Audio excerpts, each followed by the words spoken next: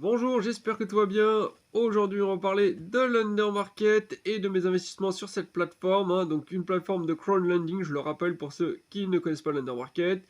Une plateforme de crowdlending qui existe depuis 2019 et dont le siège social est basé à Dublin, c'est donc en Irlande. Elle fait partie d'un groupe, c'est la holding SA Financial Investment, donc qui est basée, elle, en Estonie. Et il faut savoir également que la principale société de prêt sur l'undermarket fait partie également du même groupe, Credit Star, là, de toutes les filiales dans les différents pays, Pologne, Finlande, Espagne, Danemark, République tchèque, tout ça, ça fait partie du même groupe que l'undermarket, et Moneyfit également fait partie du même groupe. Alors, donc le solde de mon compte est à 2465 euros, dont 55 euros de fonds investis, 24 euros de fonds disponibles et 2385 euros de paiement en attente, les fameux pending payment, qui sont dispatchés donc parmi toutes ces sociétés de prêt dont j'ai parlé, qui font partie du même groupe que l'Undermarket, donc avec Credit Star, la filiale en Pologne, 1949 euros de pending payment, en Finlande 240 euros, Credit Star Espagne 116, Danemark 37, République tchèque 36 et Moneyfit Estonia 6 euros. Mon bénéfice total sur la plateforme est de 739 euros. Taux d'intérêt de 15,63%, donc un taux d'intérêt très élevé par rapport à la moyenne des autres plateformes de peer-to-peer. Au niveau des fonds investis, là, c'est 55 euros. Il y en a 23 euros qui sont sur des prêts à jour, 25 euros sur des prêts de 16 à 30 jours de retard et 6 euros sur des prêts de 31 à 60 jours de retard. Donc pour les paiements en attente, je rappelle qu'ils sont rémunérés à hauteur de 18% par an. Donc c'est un très gros taux d'intérêt. Et il est possible également de les réinvestir sur des prêts qui sont listés sur la plateforme. Donc on va regarder ça. Donc on voit là, par exemple, là, il y a une petite liste. Là, j'ai mis Credit Star Espagne.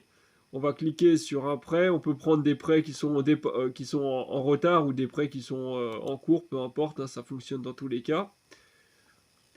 On va cliquer sur le prêt et on va avoir la possibilité, voilà, des prêts en cours qui sont à 17%. On peut cliquer dessus. Et à partir de là, il va nous, voilà, sur la droite ici, on voit réinvestir les paiements en attente. Donc il me propose de réinvestir 3 fois la somme de 11,39 €.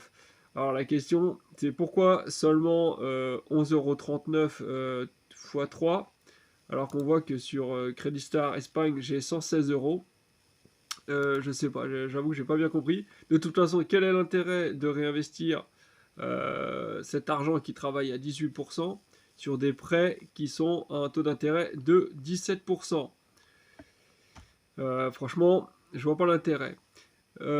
Sachant que j'ai contacté par mail l'Undermarket qui maintenant peuvent nous fournir nos futurs remboursements des pending payments, pour ceux que ça intéresse.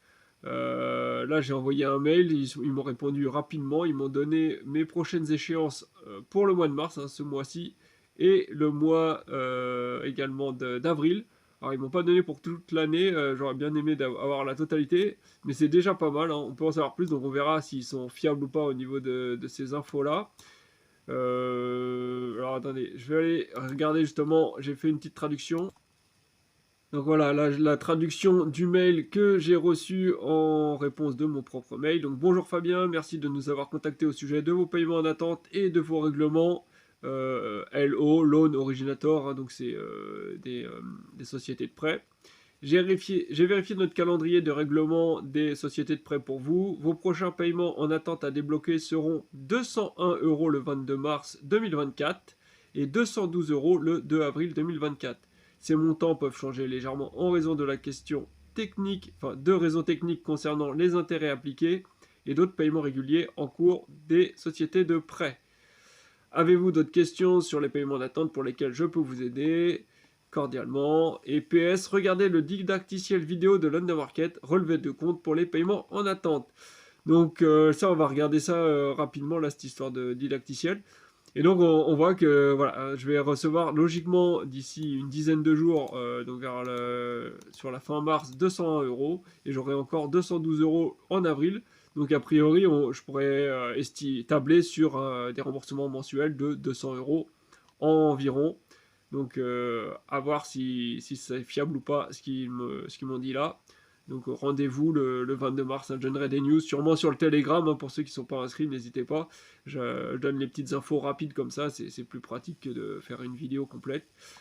Voilà, donc on va regarder justement cette histoire de vidéo là rapidement, parce que je sais pas, pour ceux qui... Je sais pas s'il y en a qui savaient, mais en fait l'Undermarket, ils ont une chaîne YouTube où ils publient de temps en temps des vidéos qui donnent des petites explications. Donc on va acheter un petit coup d'œil direct. Voilà, on est sur la chaîne YouTube de l'Undermarket. Voilà, avec 81 abonnés, hein, donc il n'y a pas beaucoup de monde qui doivent la connaître. Et il y a 28 vidéos, il faut dire qu'ils publient pas grand chose non plus. Et là, effectivement, on retrouve la vidéo dont la personne m'a parlé dans le mail, hein. Pending Payment Account Statement. Understanding Pending Payments Account Statement. Donc voilà, je l'ai regardé, hein, globalement, oui, ça récapitule à peu près tout ce qu'il faut savoir au sujet des Pending Payments. Donc c'est plutôt pas mal, hein, et on voit qu'il y a plusieurs autres vidéos comme ça qui parlent de l'Undermarket que j'avais jamais regardé d'ailleurs. Je connaissais pas, je sais pas si vous connaissiez ou non ce site. Ensuite, on va parler maintenant de la réglementation européenne, hein, l'agrémentation que l'Undermarket cherche à obtenir, mais qu'a priori il n'y arrive pas. Donc on va regarder ça rapidement. Voilà, donc là on est sur le site de l'AMF. Là c'est surtout ce paragraphe-là qui va être intéressant, hein. Donc, alors juste pour récapituler, hein, date d'entrée en application et création d'un statut unique. Donc, le règlement européen crée un statut unique européen de prestataire de services de financement participatif soumis à l'agrément de l'autorité compétente. Donc, L'entrée en application du règlement est fixée au 10 novembre 2021. Donc voilà, ils ont mis en place des nouvelles règles, hein, au sujet du financement participatif. Et c'est rentré en application le 10 novembre 2021, donc ça date, hein, ça fait déjà maintenant plus de 2 ans. Ensuite, donc, à compter de cette date, les plateformes existantes qui souhaiteront continuer à fournir des services de financement participatif auront 12 mois, soit jusqu'au 10 novembre 2022, pour obtenir l'agrément de prestataire européen de services de financement participatif. Donc voilà, là ensuite, il laissait une période de transition de 12 mois pour que les plateformes puissent s'adapter au nouveau règlement et, voilà, et pouvoir obtenir cette agrémentation. Donc là, c'était encore, ça date, hein, c'était il y a plus d'1 an déjà. Et cette période de transition pourra être prolongée par la Commission européenne de 12 mois supplémentaires jusqu'au 10 novembre 2023. Donc là, ça y est, là c'était la date butoir, à partir de laquelle là, toutes les entreprises de financement participatif européennes devaient être en règle avec le nouveau règlement.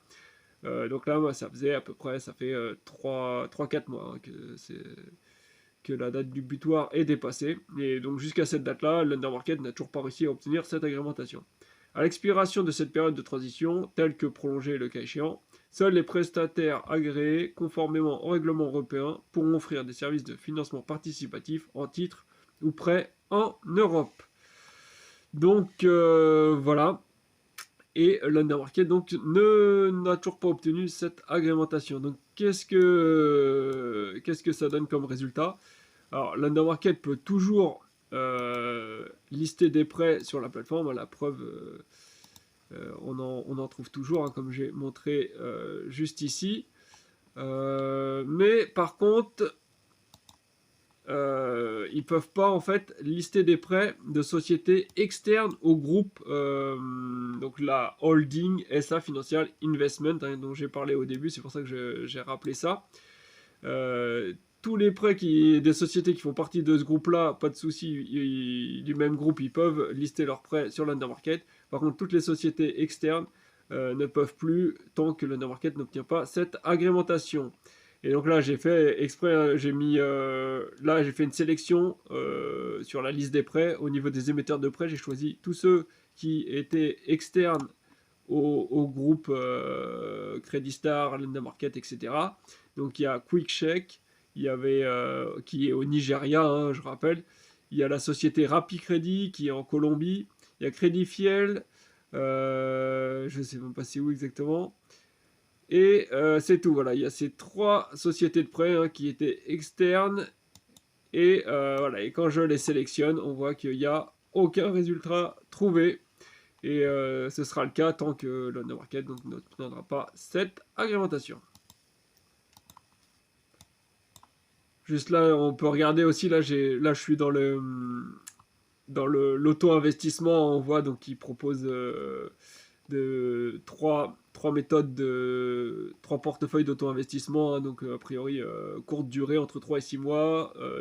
Ensuite, il y a durée de 3 à 12 mois et durée de 6 à 24 mois, donc pour les plus longues durées, mais c'est pas ça qui m'intéresse. Si on voit les prêts disponibles au cours des 7 derniers jours, et donc là on voit clairement euh, toutes les sociétés, toutes les filiales Credit Star, Moneyfit, là, elles ont bien des prêts qui ont été listés récemment. Et par contre, ouais, j'avais oublié, il y a Dineo aussi qui est en Espagne, hein, qui est une société externe.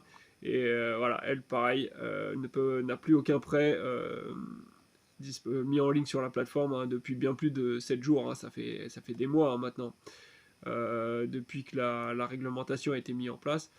Rappi Crédit, voilà.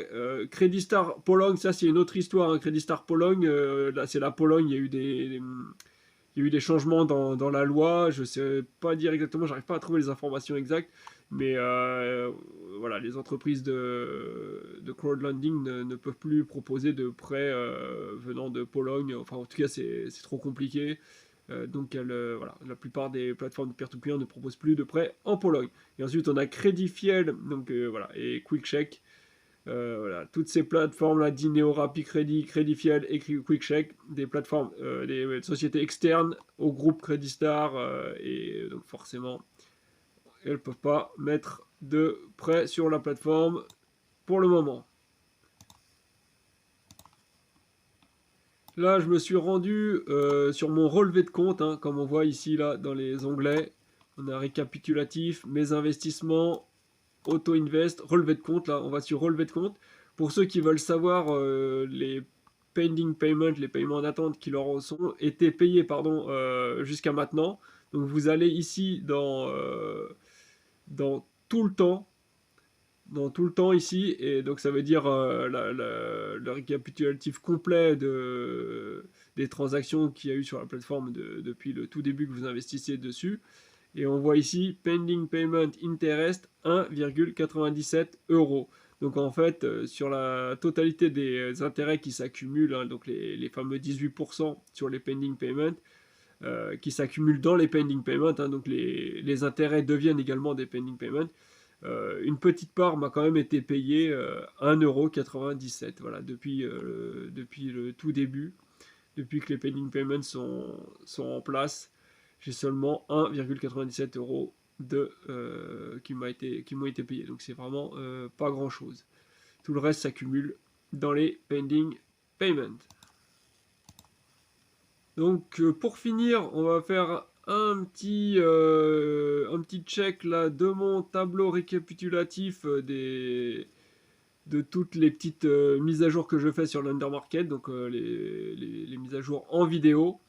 Donc j'avais fait ma première le 17 juillet 2022, donc bon là je vais pas revenir dessus, là pour ceux qui veulent consulter mes précédentes mises à jour, les montants que j'avais d'investis, les gains, etc. à chaque période, voilà, il suffit de regarder là. Moi je vais m'intéresser surtout à la dernière ligne qui est là du 11 mars 2024, donc aujourd'hui à l'heure où je fais le jour où je fais la vidéo.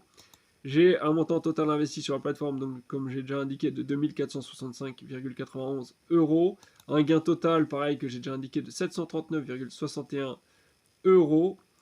Ce qui fait une performance totale de 30%. Donc depuis cette période-là, donc en combien? En un an et demi à peu près, on peut dire que j'ai fait 30% sur la plateforme. mais sachant que j'ai désinvesti, on voit un petit peu sur le... J'ai réussi quand même à désinvestir, hein, on voit sur une certaine période. Je suis passé de 3160 à 2465. Même 3000, de 3060 à 2465. Hein. Non, de 3060 puis 3160. Ouais, j'avais réinvesti 100 euros, puis là j'ai désinvesti 700. Ouais, bref. Donc voilà, il y a une période où on pouvait désinvestir des grosses sommes, et depuis c'est plus ou moins bloqué. Donc 2465 euros, et j'ai une performance de 30%. Gain sur la période, donc ça fait 250 euros. Donc c'est la déduction entre le gain que j'avais à la période précédente, hein, la dernière mise à jour le 18 mars 2023, avec le gain actuel. Donc ça a augmenté de 250 euros, et ce qui donne une performance pour la période de 10%. Donc c'est pas énorme, hein, par rapport au taux déclaré sur l'undermarket. Là, sur une période de 1 an, hein, pratiquement, j'ai fait que 10%, mais c'est normal puisque une grosse partie de l'argent est en pending payment, et les intérêts s'accumulent directement dans les pending payments, donc ils ne sont pas comptés dans les gains. C'est pour ça que la performance n'est pas représentative du taux d'intérêt qui était indiqué sur la plateforme là, de 15%. Enfin voilà quoi. Donc n'hésitez pas si vous avez des questions, hein, au sujet de la plateforme, ou d'autres questions, peu importe, dans les commentaires. Pour rappel, il y a toujours un bonus possible, hein, pour ceux qui sont intéressés, qui veulent investir sur l'undermarket. Il y a un bonus, je me souviens plus lequel, mais je mettrai dans la description. Voilà. Je pense que pour le moment, je pense que c'est pas une mauvaise idée d'investir sur l'undermarket, mais par contre, investissez une somme très raisonnable. Hein. C'est vraiment, il faut considérer ça comme un investissement à haut risque. Euh, mais pour le moment, on va dire qu'il commence à y avoir des signaux positifs qui laissent penser que ce sera peut-être voilà, une bonne idée quand même de mettre quelques petits billets sur cette plateforme. Allez, je vous dis à plus, ciao!